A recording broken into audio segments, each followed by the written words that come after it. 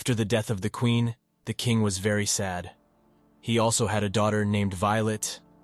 One day the king sees a flea on his hand that is drinking his blood. The king likes it very much.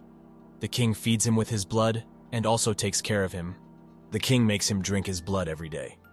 With the passage of time, that flea becomes bigger. On the other hand, Violet, who was now young and used to dream of a prince for herself. But the king was a little irresponsible. He didn't even think about it. The king was happy with his flea, which had grown a lot now. But one day that flea gets sick. The king calls quacks, but no one can save him, and the flea dies. The king takes off the skin of that flea and tells his daughter that the time has come for you to find a husband. Raja says, "I'm going to have a competition. Whoever wins it will get you." Violet is happy about this, but also a little annoyed, because she herself wanted to find the desired prince, but still she obeys her father. The king announces his daughter's Swayamvar throughout the kingdom and hangs the flea's skin in his palace. Raja says that whoever tells whose skin it is will win Violet.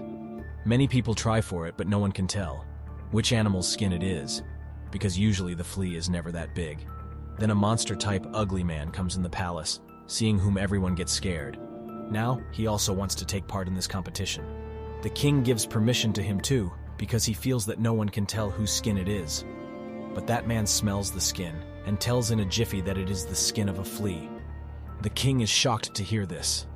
Violet is horrified to see him and comes to the roof of the palace to die there crying.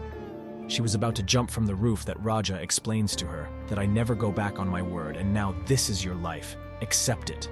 Violet curses her father a lot, tells a lot.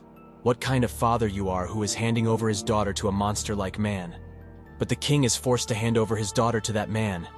He forcibly takes Violet away to the mountains.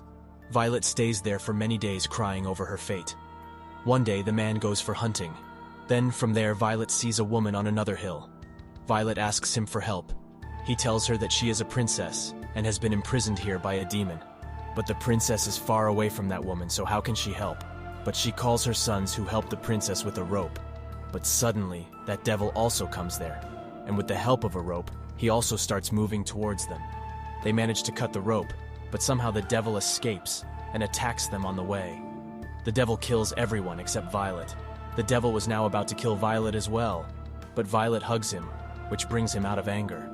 When the devil makes Violet sit on his shoulders, Violet cleverly slits his throat, and the devil collapses on the spot. Violet slits his throat and brings him to her kingdom, where her father has fallen ill from grief over the death of the flea. Covered in blood, Violet shows the devil's head to her father. Now Violet becomes the princess there as a brave girl.